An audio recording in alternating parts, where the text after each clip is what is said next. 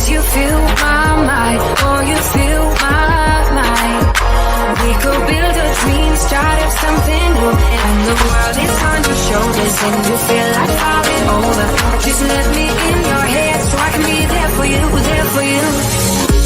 The night is young, won't you sing for me? Won't you sing for me? Till we fall asleep.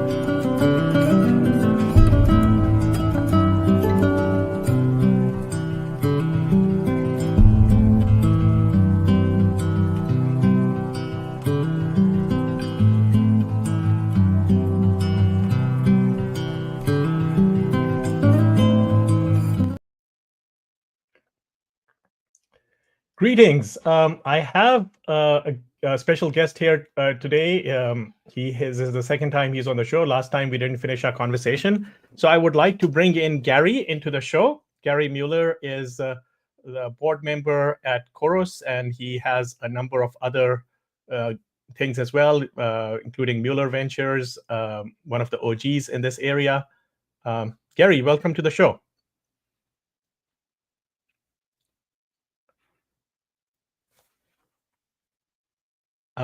Mark, can you bring Gary into the show, please?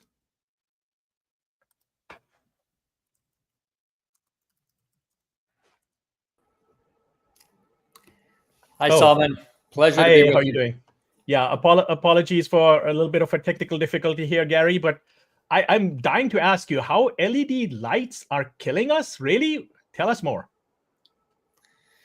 Well, interestingly, if you go back, we started one of the companies that helped to bring LEDs to the market. My brother and I and a bunch of others started a company called Color Kinetics. And we were super excited about LEDs for lots of reasons. Number one, LEDs represent an analog to digital revolution. So light used to be, mostly analog, and LEDs made it possible to make them digital. Second of all, LEDs, in our view, and I think everyone else's view, were by far the environmentally best choice because they use 1/10 of the power. In most cases, they last much longer than other light sources, 3 to 5 times, maybe even longer. So they were a slam dunk in terms of the best environmentally friendly light source. So that's why they were spec'd into what's called LEED certified buildings. You've probably heard of that. That's the environmental certification for a building to show that it's using sustainable and environmentally friendly ways of both building and lighting and heating. So to have a LEED certified building, you pretty much have to have LEDs in it now. What we didn't know then, or it was only the beginning of understanding of something that's really important, and that's that LEDs emit a lot of blue light. In many cases, 3 times more than you get otherwise. And even if not, the other thing we're doing, let me just step back and tell you the science of this. Over the last 2 decades, it's become really clear that your circadian rhythm is super important to your health. There are studies now, there are lots and lots of studies on this that show that a disrupted circadian rhythm leads to dramatically increased bad health outcomes. So, for example, probably in some cases, double the rates of cancer, increased cardiovascular disease, increased mental illness, and other associated issues. It's fascinating how across the board, a disrupted circadian rhythm is really pernicious to your health. And then another thing we've discovered, and there's been more and more research on this, is that we now know that for your circadian rhythm. And maybe let me take 1 minute describing that. We now know that in addition to cones and rods, there's a third cell. Suffice it to say, it's a photosensitive ganglion cell There are 50,000 of them, we think, in the eyes, in addition to your normal cones and rods. And all they detect is blue light, a very narrow spectrum of blue light between 450 and 500 nanometers. It's even more specific than that. And those cells tie directly into the suprachiasmatic nucleus, and they basically are the trigger for your circadian rhythm. And what's happening now, Solomon, is that we are bombarding those cells with blue light at the wrong time. In particular, what's happening a lot, as you can imagine, is here we are looking at screens. We are bombarding those cells with blue light at night, and it's basically wreaking havoc on our circadian rhythm. So interestingly, LEDs, which we thought, and my brother and I and a bunch of other people who started our company and other companies back then were, thought that, hey, this is great. LEDs are a big win in terms of being environmentally friendly, sustainable energy, that type of thing. And now we know that they're at the wrong time. They're probably very harmful for human health. So what kind of harm can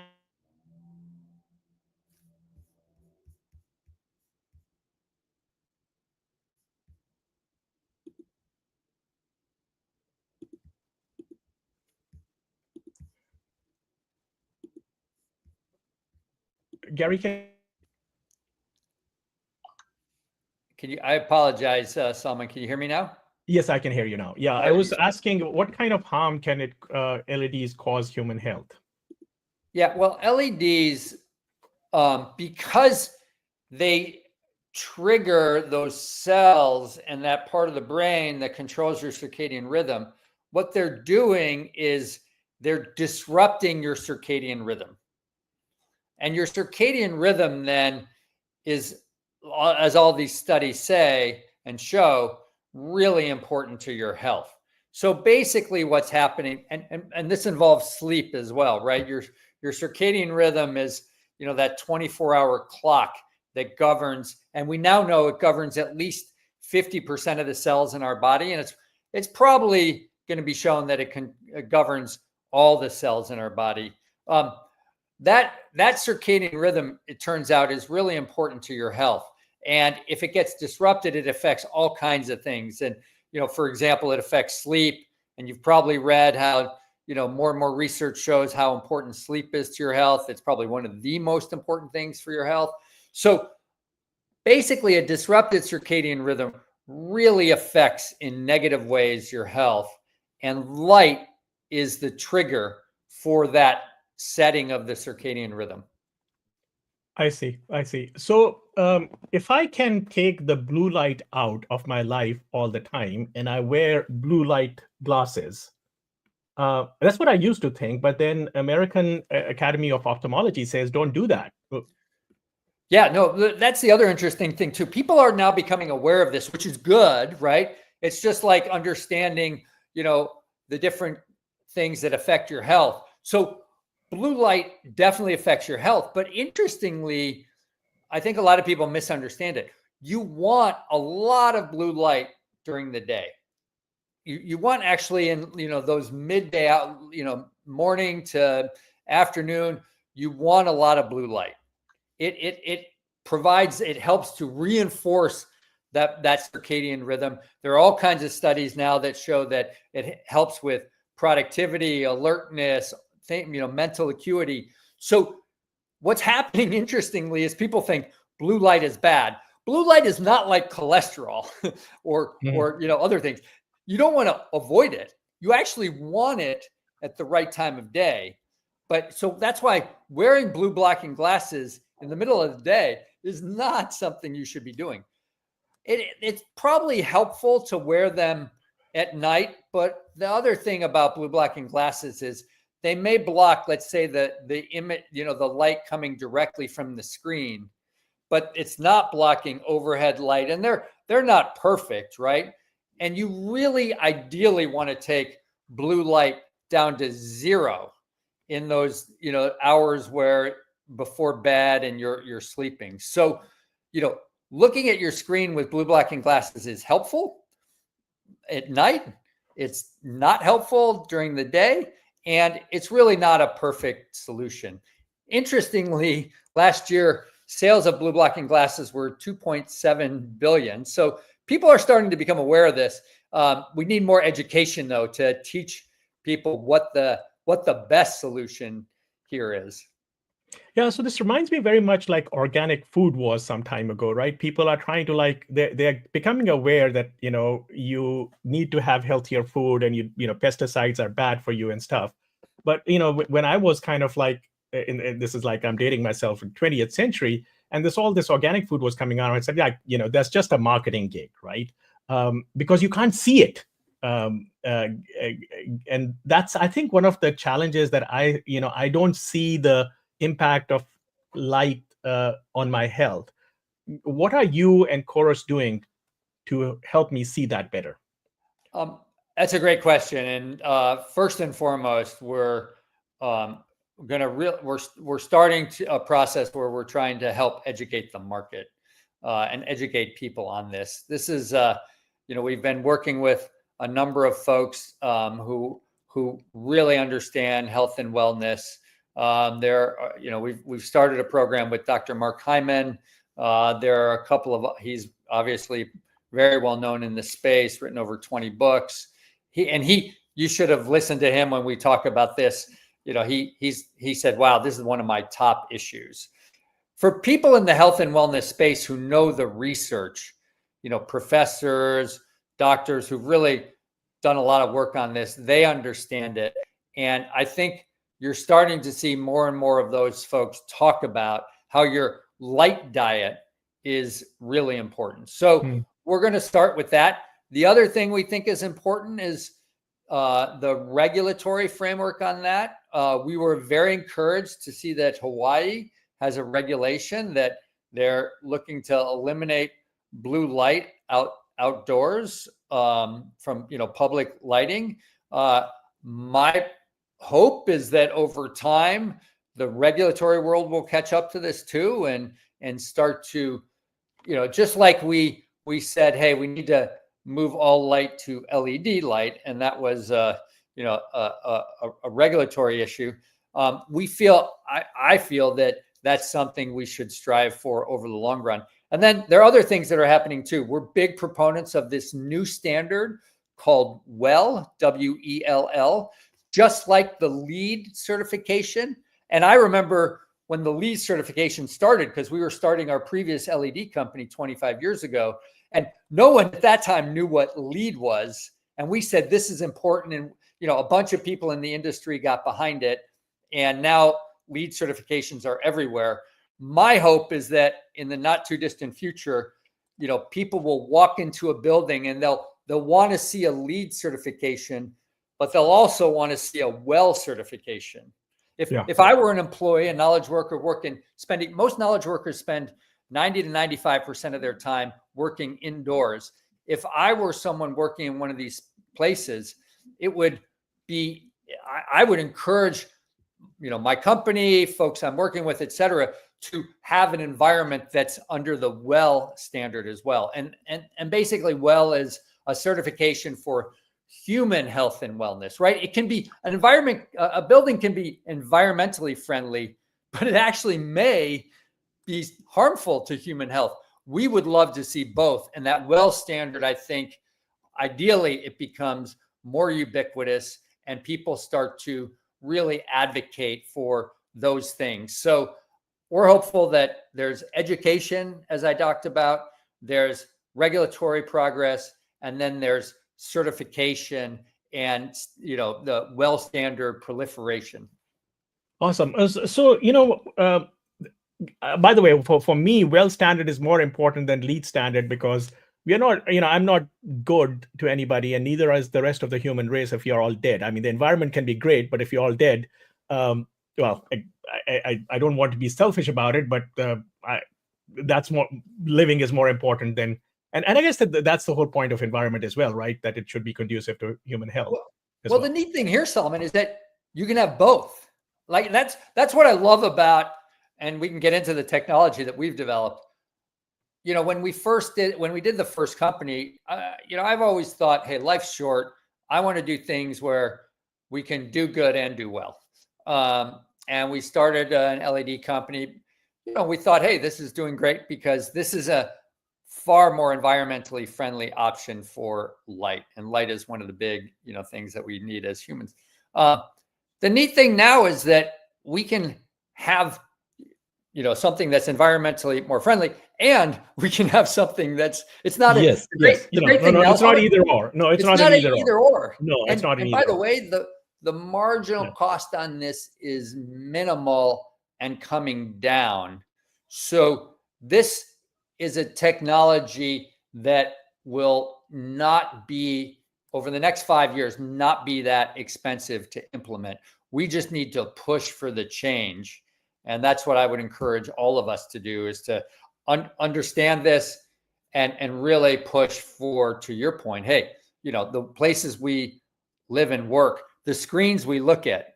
So, I have 5 kids, every night they're looking at screens because homework now is all digital, right? Every now and then they're reading books, but a lot of it is digital, and they're doing their homework till 10, 11 at night, getting bombarded by blue light. I can't wait till my kids can use this technology and I can feel better that, it's less disruptive to their circadian rhythm. Well, the consumer bulbs are already out. So it used to be only the big commercial companies can buy your lighting, but now even I can buy it. And what I'm trying to figure out is that how do I tell my neighbor? So I have not neighbor, but neighbor. So when I walk here at night, summertime, so it's hot during the day in North Carolina. There are so many people that have this bright daylight light in their family room. Hello. And I'm like, you're killing yourself, right? So I want to almost walk around and give them a gift of a Chorus bulb. But how do I convey that message to them? This is important to you. So should I just knock at their doors or? Look, hey, I think we each have our ways of doing that. I, as opposed to forcing, I tend to look at it the following way, asking questions about, especially when it relates to people that people care a lot about, right? Your kids, your friends, your family. Yeah. And, just here's what's so neat about this too, right? Is that we just launched our Chorus bulbs. You can get them at chorus.com. That's something you can put in, and I think they're beautiful and they're health promoting, and you just have to swap out your existing light with that. Very soon, you'll walk by living rooms, family rooms, and the big TV screen will have that technology. The light bulb, all the lights they work with, their phones will have that technology. And so I'm hopeful that this technology becomes ubiquitous. And to your question, I think we should just spread the word, right? This is actually the kind of neat thing is that, right? It's not like you have to, stay on a certain diet for years and years and years, right? All you have to do is just change a couple of things and you probably won't notice much of a difference. If anything, you might even enjoy the way the light works now, because I notice that I'm just much calmer at night, which then helps with sleep. And you just really can notice it. I mean, light does, there are all kinds of studies on this that show, a lot of blue light during the night, during the day. And it really helps your productivity, your alertness. And then no blue light, 2-3 hours before bed. And it calms your whole system down. Yeah, no, definitely. Yeah, and by the way, that's great that the bulbs are available, but I'm even more excited about the display market because I spend a lot more time staring at my screen, and so do my kids, and so do other people that I care about. Than I do the light is important, but during daytime I actually don't have artificial lights. I just open the windows and stuff. So I'm really excited about that. So tell me how that is going to play out, because what I understand is that my screen doesn't have to turn red now. I don't have Yeah. to lose the image quality. How does that work? Solomon, that's just one of the things that has been amazing in this journey over the last 10, 12 years. We have on our team probably, and part of Chorus, some of the most knowledgeable people in this space, right? We both Chorus and our origins were a company called EcoSense, and we folded in another company called Sora. And of those two companies, we have 540 patents. We've done a ton of research. We have work from his work is part of our company, the Nobel Prize winner in physics, who created the blue LED, which was an enormous feat in and of itself. For those of you who know about, the physics and science behind this, you understand how difficult this is. And then we spent a ton of time from the physics, the mathematics, the color science, even the physiology of how the eye works, the amount of time and effort. And it's literally hundreds of millions of dollars of research to get to this point, where I'll never forget, Salman, when we did a board meeting a number of years ago, where the team had two displays right next to each other. One, and you looked at them, the naked eye, it was a guy surfing, right? So lots of blues, lots of movement, very vivid. A guy surfing. You couldn't tell the difference between the two screens. They were both beautiful and they looked identical. And yet you held up the spectrometer, which measures wavelengths for those who aren't as into the science here. And on one, you could take it one was just the normal, what you would see holding up to any screen or TV, the wavelengths there, lots of blue, other things, because there was a lot of blue in the picture. And the other one, you held up the spectrometer, and they could vary the wavelengths, and they could go to 0 blue and then all the way up to max blue. In other words, much more blue than in the other screens. So the ability to do this technologically, I'll never forget it. My brother, who sadly passed and was one of the people really well regarded and known in the LED space, he literally turned to me and he said, "Look, Gary, I have goosebumps." So the technology behind here is really complicated. I don't want to bore anyone with it. Yeah. You can go into it on our website. Basically involves a lot of color science and a lot of physics. It's really complicated. But the beautiful thing is that it's ready. And we are now, so that's the science. And now let me talk about it coming to market. It works beautifully. We have 3 MOUs with folks, names that you would know. We're deep in it with them.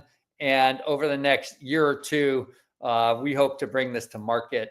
And I'm positive that in the next year or two, we will be able to buy one of these screens. And I'm just super, super excited about it. Look, I would love for it to be available tomorrow. As you can imagine, creating a bulb is one thing. The whole process of manufacturing and systems integration and what they have to do to bring a TV screen, your laptop screen, your monitor or computer, whatever, that's a much more involved process. And so we're deep in that now. And it's looking, like I said, like a year or two from now, you'll be able to buy one of those. So it's I don't know about you, Salman, but I'm going to be one of the first. I can't wait. Yeah. I spend so much screen time. I actually have a whole screens all over the place. I'm like, it's like a Minority Report kind of thing. So two things that I take away from that. One, I didn't win a Nobel Prize, and that's why I couldn't think of this. So it takes a Nobel Prize to solve the science part. And the second thing that I got from it, that you have 3 big names. Can you tell me at least one of them? I'm pretty sure we're able to name one. I'd prefer not to right now because I don't. Okay. This is public, but it is. The names are all names that you would recognize. Okay. And by the way, I'd be looking at them right now in my monitors. You there's a good chance that you or some. I mean, these are names that are known, and we're going to be able to release these names pretty soon. So it's going to be it's going to be folks you recognize. They sell. These are firms with billions and billions of revenues. So let's just put it leave it that. Okay, all right. I won't. Before we go on, if I recall, we had a previous conversation that you studied physics. Yes. That's what I like. Yeah, I was an undergrad physics. I didn't believe you could do this. I was just like happy with you as EcoSense, energy efficient lights and stuff. And I said, yeah, okay, fine. This is just because I see so many pitch decks, right? This is like, right. It's going to be cool if they ever do it. But I didn't believe you. We've gotten that so many times. So one great thing is we were on a customer call with our technology once, and the person, she thought she was on mute, but she clearly wasn't. One of those live mics, and she said to her other colleague, it was a Zoom call, and she said to her other colleague, "They're bullshitting us. they can't do this." And then when she saw this and others have seen this at some of the trade shows, or people who see the demo in person are like, wow. Yeah. By the way, that the Nobel Prize winner too, who worked on that, the people around the table who've worked on this are just some people I have.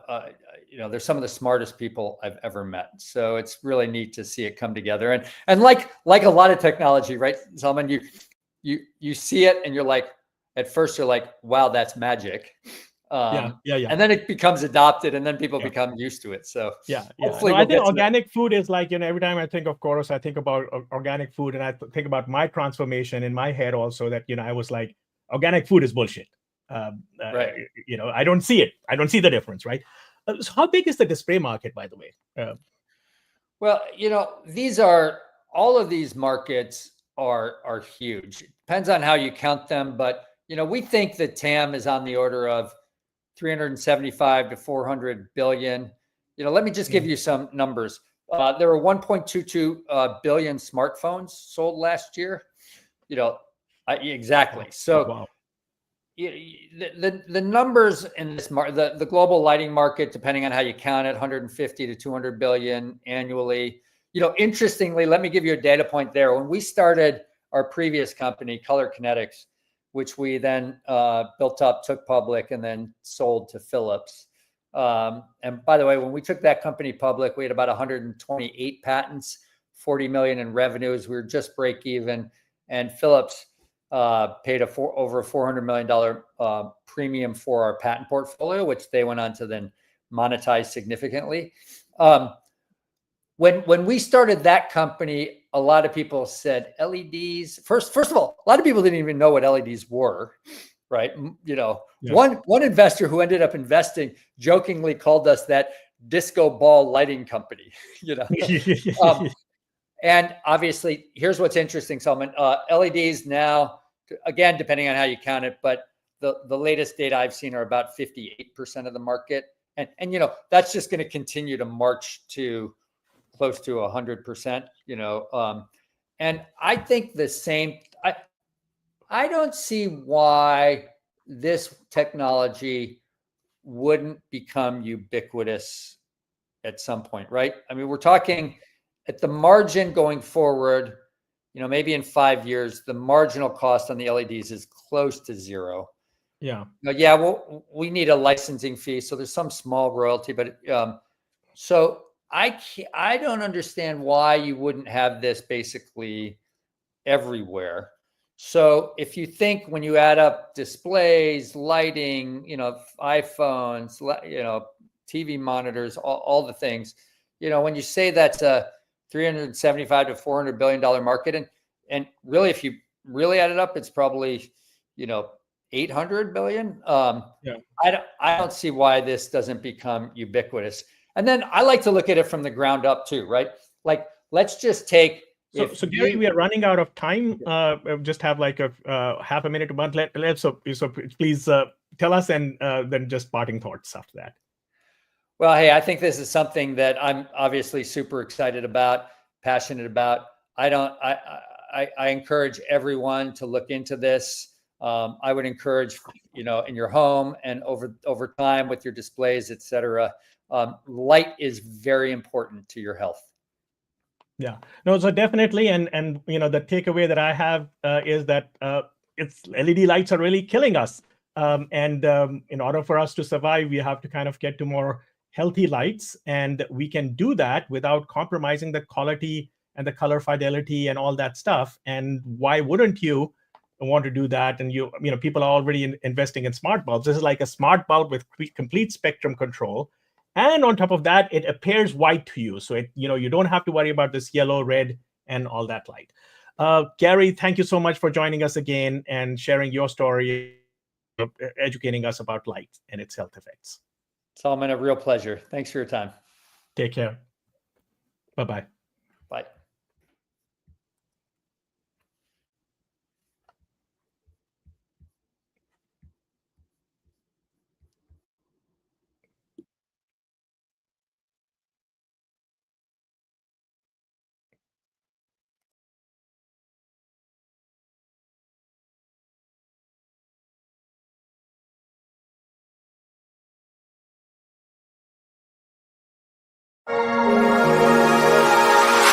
I go anywhere with you, 'cause you fill my mind, oh, you fill my mind. We could build a dream, start of some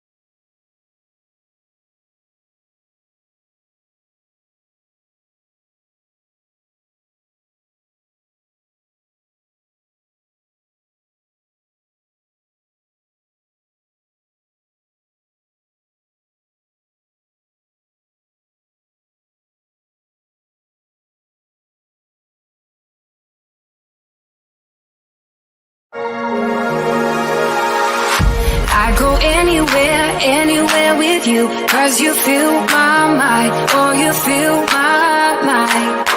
We could build a dream, start of something new, and the world is on your shoulders. And